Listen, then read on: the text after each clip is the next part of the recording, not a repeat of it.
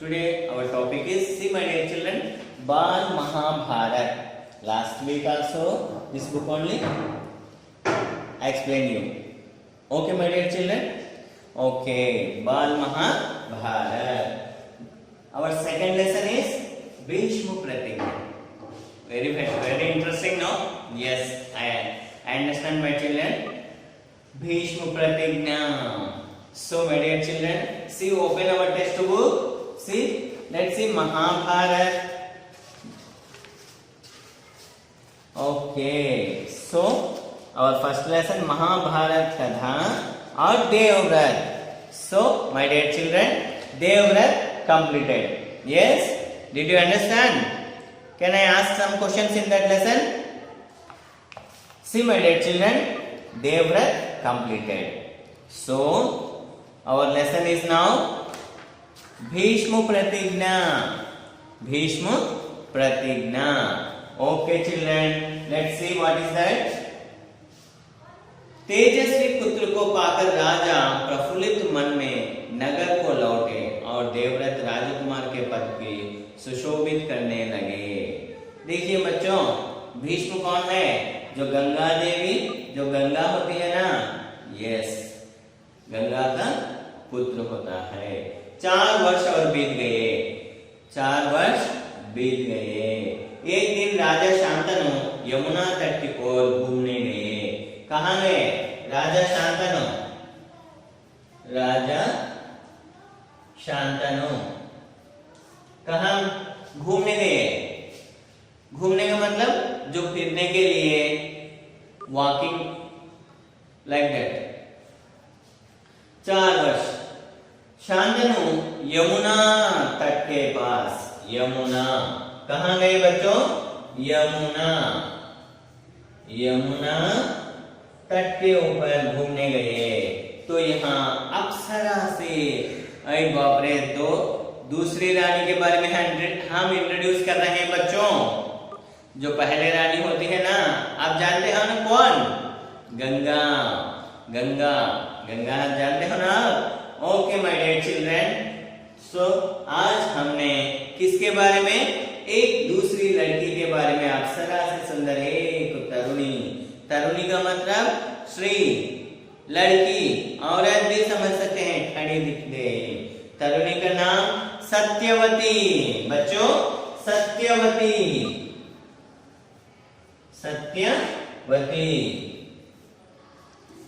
कहाँ खड़ी थी? यमुना नदी के पास। कहाँ खड़ी थी बच्चों? राजा शांतनु ने कहाँ घूमने गए? यमुना तट पर घूमने के लिए गए हैं वहां पे। लेकिन यहाँ पे एक लड़की, एक तरुणी खड़ी थी। कौन है वो? सत्यवती। कैसी लग रही है वो? एकदम अप्सरसा जैसी, बिल्कुल बेहद सूरत, मतलब इतनी सुंदर है, जैसी सुंदर लड़की सत्यवती वहां पे तट पर खड़ी थी। गंगा यमुना और घूमने गए तो वहां अप्सरा सी सुंदर एक तरुणी खड़ी थी, दिखाई दे रही। गंगा के वियोग के कारण राजा के मन में जो विरह छाया हुआ था। देखिए बच्चों, राजा ने गंगा को शादी कर लिया था और बच्चों को जन्म दिए थे। उसके बाद गंगा ने उसको छोड़कर चले गई। उसके बाद वही राजा ने दुखित हो गए थे और दुखित होने के बाद बार उनके दिल को खुश होने लगा। कितने दिनों के बाद, कितने सालों के बाद उनको खुश होने लगा। किसको देखने के लिए बच्चों? यमुना नदी के पास, यमुना तट पर सत्यवती नाम तरुणी लड़की को देखने के पास विरह छा गया। वह इसी तरुणी को देखते ही विलीन हो गए, मिल गया। उनका दिल तो जहां हो गया था, वही दिल फिर लौट के आ गया। जितनी खुशी लौट के आ गई उनको, उसे सुंदरी को अपनी पत्नी बनाने की इच्छा उनके मन में बलवत हो गया। देखो बच्चों, उसे विवाह करने के लिए, कौन विवाह करने के लिए? राजा शांतनु ने सत्यवती को विवाह करने के लिए उनको इच्छा हुई, विश, पुरानी पत्नी बनाने इच्छा उनके मन में बलवत हुई उठी और उन्होंने सत्यवती से प्रेम याचना की। सत्यवती से प्रेम याचना की। प्रेम याचना मतलब जिनसे सत्य राजा ने किनसे? सत्यवती से मैं आपको विवाह करना चाहता हूँ। विवाह उनसे याचना की। किनसे? सत्यवती से राजा शांतनु ने पूछ लिए। उन्होंने सत्यवती से याचना की। सत्यवती बोली। कौन बोले? सत्यवती बोली। क्या बोली बच्चों? मेरे पिता मल्लाहुन के सरदार है, पहले उनकी अनुमति ले लीजिए। पहले जो लड़की के पास जाए थे, कौन गए थे? शांतनु, राजा शांतनु गए थे। उनको पूछे थे मैं आपको शादी करना चाहता हूँ। लेकिन सत्यवती क्या जवाब दिए? मेरे पिता से आप पूछो मल्लाहुन के, उनको अनुमति ले लीजिए, फिर मैं आपकी पत्नी बनने को तैयार हूँ। मेरे पिता के आज्ञा अनुसार मैं आपसे विवाह करने के लिए मैं तैयार हो गई हूँ, इसलिए आप मेरे पिता से पूछिए। राजा शांतनु ने जब अपनी इच्छा उन पर प्रकट की तो केवट राजा ने कहा आपको मुझे एक वचन देना पड़ेगा। केवट राज, केवट राज,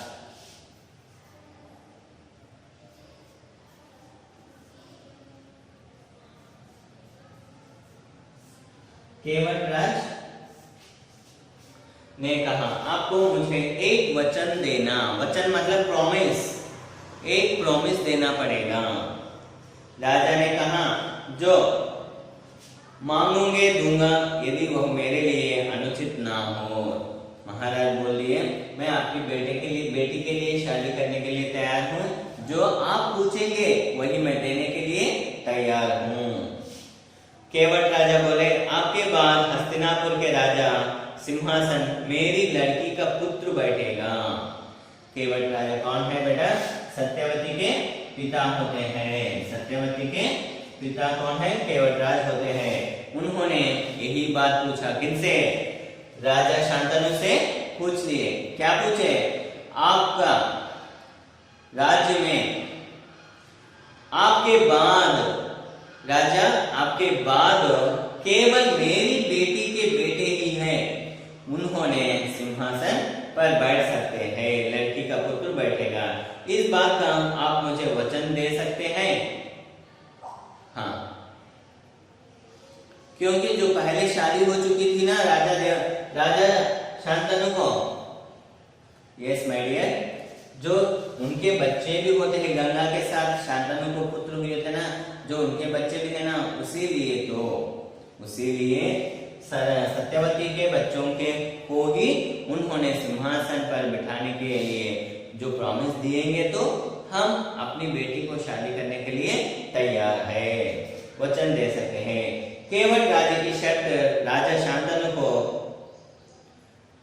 नागवार लगी, थोड़ा डाउट लगा, थोड़ा मुश्किल लगा, थोड़ी तकलीफ है, क्योंकि उनको एक बेटा है ना, वही सिंहासन बैठ सकता है, क्योंकि ज्येष्ठ पुत्र ही सिंहासन पर बैठ सकता है ना, इसलिए थोड़ा उनको दुख हुआ।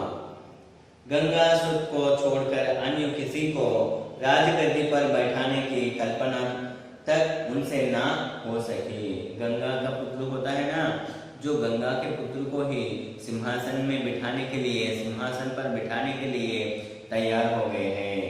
निराशा और उद्विग्न मन से वह नगर की ओर लौट गए, लेकिन सत्यवती के पिता से केवट राजा से राजा शांतनु ने कुछ भी नहीं बोल सके। क्यों नहीं बोल सके बच्चों? क्योंकि उनको ऑलरेडी एक पुत्र होता था, वही पुत्र जो पिता का ज्येष्ठ पुत्र होता है, पहला बेटा होता है, वही पुत्र ही राजा के बाद सिंहासन पर राज्यकार्य करने के लिए होने वाला है। लेकिन तो दूसरी पत्नी सत्यवती के बेटे को उन्होंने जो अपनी बेटी को जो बेटे होते हैं उनको ही राज्य देना पड़ेगा, यही प्रॉमिस, यही बात केवट राज ने किनसे पूछ लिया? राजा शांतनु से पूछ लिया। लेकिन उन्होंने कुछ संदेह से वहां से निकल गए, किसी से कुछ कहने भी ना सके, पर चिंता उसके मन में कीड़े की तरह कुतर कुतर कर खाने लगी। यही बात किसी से पूछने के लिए तैयार नहीं हो, क्योंकि ऑलरेडी उनको एक पुत्र है। फिर उन्होंने मोहित होकर, किसको मोहित हुए? सत्यवती को मोहित हुए। सत्यवती को मोहित होने पर उन्होंने उनसे शादी करने के लिए तैयार हो गए। लेकिन यहाँ पे जो केवटराज ने बताया था ना, वही मेरे बेटी के बेटे को ही राज्य सिंहासन पर बिठाना है, वही बात किसी से बोलने के लिए इन्होंने तैयार नहीं है। बहुत दुखित हो रहे हैं, उनके मन में यही बात कीड़े की जैसा फिर रही थी, घूम रही थी। देवव्रत ने देखा कि उनसे पिता के मन में कोई ना कोई व्यथा समाई हुई है। यही दुखित होने वाले पिता को देवव्रत ने देख लिया। देवव्रत देखे, एक दिन उसने शांतनु से पूछा, एक दिन शांतनु से, किनसे पूछा? अपने पिता से पूछे। क्या पूछा? पिताजी, संसार का कोई भी सुख ऐसा नहीं है जो आपको प्राप्त ना हो, फिर भी इधर कुछ दिनों से आप दुखी दिखाई दे रहे हैं, आपकी किस बात की चिंता है? शांतनु राज से उनके बेटे ने देवव्रत पूछ लिया। क्या पूछे? पिताजी, पापा, मैं आपको कुछ दिनों से देख रहा हूँ, हमारे संसार, हमारे जीवन में कुछ ना कुछ कोई कमी नहीं होता है, लेकिन आपके मन में कुछ व्यथा, बाधा होने लगी है, तो मुझे आप समझा सकते हैं, आप बता सकते हैं। यद्यपि शांतनु ने गोलमोल बातें बताई, फिर भी कुशाग्र बुद्धि देवव्रत को बात समझते देर न लगी। अपने बेटे को बोलने के लिए कुछ संकित हो चुके, संकोच में डूब गए, लेकिन वही यही बात कर उनको चुपचाप बिठाए। राजा के सारथी के पूछताछ करके उसके दिन केवटराज ने यमुना नदी के किनारे जो कुछ बातें हुई थी उनका पता लगा लिया। ऐसे ही ऐसे बातों में अपने जो पिता के मन में जो छिपी है बात, वही पूछने के लिए उन्होंने पूछ लिया। केवटराज के पास गए, फौरन, इमीडिएटली। कौन गए केवटराज के पास? देवव्रत ने चले। क्यों गए वो? अपने पिताजी शांतनु को सत्यवती से विवाह करने के लिए। क्यों विवाह करने के लिए? जो केवटराज ने बताए हैं, अपने बेटी के बेटे को ही राज्य सिंहासन पर बिठाने के लिए तैयार हो जाकर अपना पहला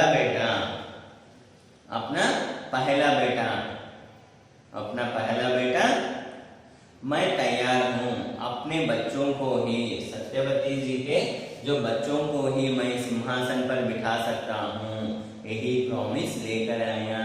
बच्चों, आप सिलक गई ना? आपकी बत्ती सिलेगी ना जो मैं कहा हूँ? हाँ, देवव्रत वही है बच्चों, भीष्म। क्या है भीष्म? हाँ, देवव्रत को ही भीष्म कहते हैं। क्यों भीष्म कहते हैं? आगे चलेंगे, हम देखेंगे भीष्म क्या है।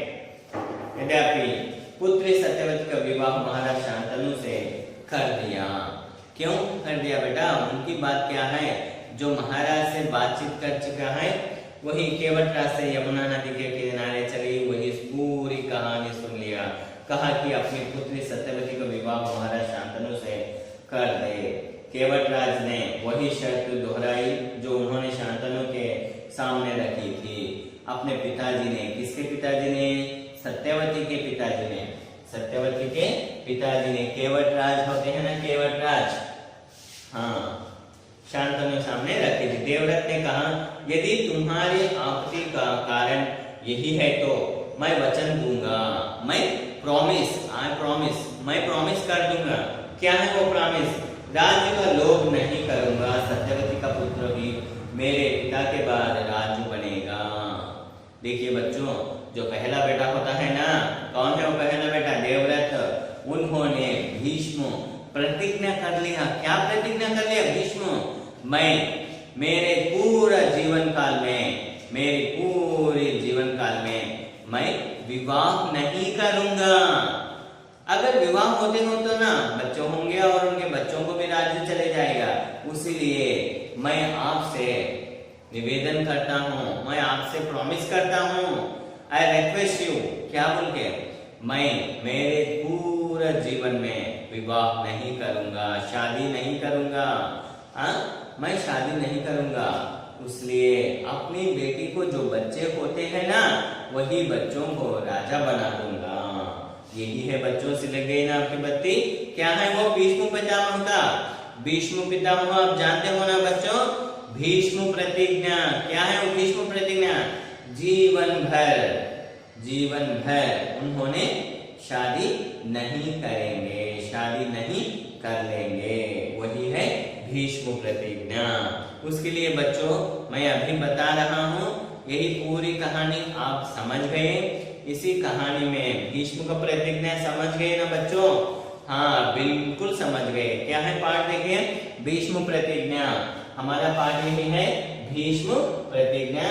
इसमें राजा शांतनु है, विवाह उसके बारे में, यमुना तट पर सत्यवती, केवट पिता, इनका पूरी कहानी आप जान लिए।